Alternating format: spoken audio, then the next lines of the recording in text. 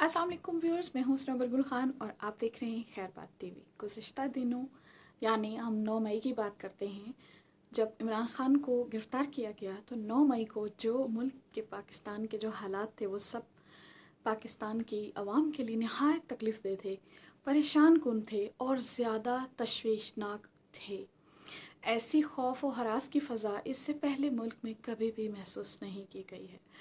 अब जो वक्त गुज़र रहा है, तमाम उन ऐसे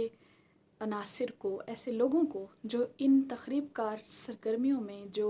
मुल्की तनसीबात को नुकसान पहुंचाने, मुल्क का इमेज ख़राब करने और मुल्क को भारी किस्म का नुकसान पहुंचाने की तमाम सरगर्मियों में मुलविस थे, उन सबको एक एक करके पकड़ा जा रहा है और उनको उससे सज़ा भी मिलेगी। और आइंदा जो है, एक चीज़ और जो बड़ी पेशरफ्त हुई है पीटीआई के पार्टी के साथ सियासी तौर पर, इसकी बुनियादें भी इन इक़दामात की वजह से हिल गई हैं। जैसा कि आपने देखा होगा कि आए रोज़ जो है मुल्की जो सियासतदान हैं मुल्की सतह पर और पीटीआई के जितनी भी क़यादत के जितने भी ओहदेदारान हैं, वो हर गुज़रते घंटे और दिन के साथ जो है वो अपनी हमदर्दियाँ और अपनी वाबस्तगियाँ जो हैं वो पीटीआई से अलग कर रहे हैं। ये पीटीआई के लिए एक इंतहाई खौफनाक सूरत हाल है, क्योंकि इस तरह से पीटीआई की जो साख को नुकसान पहुंच चुका है और जितने लोग इससे आज़ुर्दा हुए हैं और रंजीदा हुए हैं, जितने उनको तकलीफ़ उठानी पड़ी है, उसका यकीनन कोई हिसाब ही नहीं है। इमरान खान ने इस बारे में जो बयान दिया है, उन्होंने ये कहा कि मैंने तो कुछ नहीं किया और मैंने तो कोई ऐसी दहशत गर्दी नहीं की जिसकी कि मैं ज़िम्मेदारी कबूल करूं। एक तरह से उनका बयान कल्लो-बेलवाब यही है। लेकिन बात यह है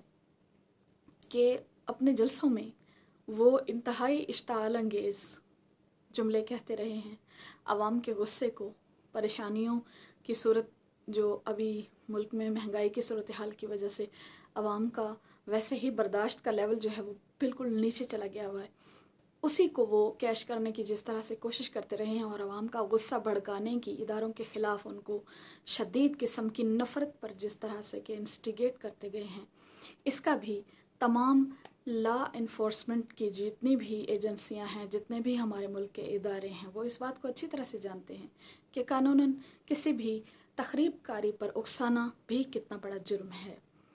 तो इससे इमरान खान को बरी ज़िम्मा करार नहीं दिया जा सकता है, अगरचे कि वो ख़ुद वहाँ फ़िज़िकली मौजूद नहीं थे। लेकिन इस सब के पीछे आपको इमरान खान की वो इश्तियाल अंगेज़ तकारीर, नफ़रत अंगेज़ी पर मबनी बयानात, वो आपको इसके पस मंज़र में नज़र आते हैं, जो कि लोगों की मेंटालिटी को इस लेवल तक ले जाने का बायस और सबब बने हैं। देखना यह है कि आइंदा आने वाले वक्त में पीटीआई का फ्यूचर क्या है और पीटीआई के पास अब कौन सा ऐसा लाया अमल या ऐसा मंशूर रह गया है, या यूं कहिए कि ऐसी कौन सी खुश आइंद पॉलिसियाँ रह गई हैं जिसके बारे में उनको लोगों को दोबारा से कन्विंस करेंगे। मैं समझती हूँ कि 26 साल से पीटीआई का जितना भी वर्क था सियासी तौर पर, वो उनके इस 9 मई के इक़दामात की वजह से जो है, उनके फॉलोअर्स ने जो कुछ किया है, वो पीटीआई की साख को सबसे ज़्यादा नुकसान देने वाला है। आइंदा गुज़रते हुए वक्त में जो ऐसे अनासिर पकड़े गए हैं, ऐसे तख़रीबकार मुलज़िमान हैं, जो मुजरिम हैं, जिन्होंने मुल्क के शहदा की आरामगाहों तक को नहीं छोड़ा और उनकी बेइंतहा बेरुमती की गई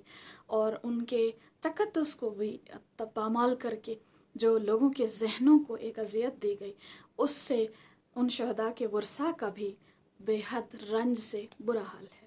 तो इसकी सज़ा यकीनन उन सबको मिलनी चाहिए जो कि इसके पीछे कर रहे थे, पुष्ट पनाही भी कर रहे थे या फिर उसके लिए फ़िज़िकली वहाँ पर मौजूद थे और ख़ुद ही उन्हीं कार्रवाइयों में मुलविस थे। इसकी यकीनन जब तक किसी को सज़ा नहीं मिलेगी, तो आइंदा आने वाला वक्त जो है, पाकिस्तान के जितने भी सियासतदान हैं, अगर इसको आज ना रोका गया तो आइंदा आने वाला जो वक्त है उसमें सियासतदान इसी तरह की तोड़ फोड़ अपने जालों से, नाम नहाद जालों से करवा कर पाकिस्तान के ऊपर भारी नुकसान डालने की कोशिश कर सकते हैं। सियासतदानों की इस किस्म की सरगर्मियों को और ऐसी ملک دشمن پالیسیوں کو آج روکنے کی ضرورت ہے، اور آج یہاں پر اگر ان کا کلا کما نہ کیا گیا تو آئندہ آنے والے وقت میں پاکستان کی سیاست بس اسی طرح کی رہ جائے گی کہ پاکستان پر ایک ایسا پریشر گروپ بن جائے گا یہ سیاستدانوں کا، جس سے کہ نہ آرمی محفوظ رہ سکتی ہے، نہ ہی ملک کا کوئی بھی دیگر جو ہے وہ مقدس ادارہ رہ سکتا ہے۔ عدلیہ پر بھی ان کو شکوک و شبہات ہوتے ہیں جب ان کے خلاف آ جاتے ہیں فیصلے، اور کسی کا بھی وہ تقدس نہیں کرتے، علماء سے ان کی نہیں بنتی۔ اسلام کے جو دین و علوم کے جو ماہرین ہیں دینی علوم کے، وہ ان تک بھی بہت کچھ کہتے سنتے رہتے ہیں، اور میڈیا پر بہت کچھ موجود ہے، سوشل میڈیا پر خاص طور پہ، جو کہ نوجوانوں کا ذہن انتہائی حد تک جو ہے وہ آلودہ کرنے کا سبب بھی بن رہے ہیں۔ اس کو بھی کنٹرول کرنے کی ضرورت ہے، کیونکہ ایسی بے سروپا سیاست سے ہمارے ملک کو کبھی بھی، ہمارے نہ تو کبھی یوتھ کو فائدہ پہنچ سکتا ہے، اور نہ ہی ہمارے اس طرح کے جو ہمارے بڑے ہیں ان کو کبھی کوئی فائدہ پہنچ سکتا ہے۔ ہاں پہنچے گا تو فائدہ صرف اور صرف سیاستدانوں کو پہنچ سکتا ہے، اور وہ بھی اس طرح سے کہ وہ ایک غنڈہ گردی کی سیاست کو جاری رکھے رہیں گے، جو کہ ملک کے مفاد میں ہرگز نہیں ہے، اور بین الاقوامی سطح پر بھی اس کے امیج کو تباہ کر کے چھوڑیں گے اگر آج اس کو نہیں روکا گیا تو۔ اب دیکھنا یہ ہے کہ آئندہ آنے والے وقت میں پی ٹی آئی کے پاس ایسے کون سے مضبوط ستون رہ جاتے ہیں جس سے کہ یہ پارٹی قائم رہ سکتی ہے۔ آپ مجھے اجازت دیجیے، اپنا خیال ضرور ہم سے شیئر کیجیے گا کہ آپ آئندہ پی ٹی آئی کا کیا دیکھتے ہیں صورتحال، اور اس کا منظرنامہ آپ کے ذہن میں کیا ہے کہ آئندہ آنے والے وقت میں پی ٹی آئی کہاں کھڑی ہوگی۔ اپنا خیال رکھیے گا، اپنے ملک کے لیے، اپنے لیے مفید شہری بن کر جئیں، اسی میں ہماری عزت ہے، اسی میں ہماری بقا ہے، اسی میں ہمارے نسلوں کا بہترین مستقبل چھپا ہے۔ پازیٹیو رہیے، پازیٹیو ایکٹیویٹیز کیجیے، اللہ کے حفظ و امان میں رہیے، اور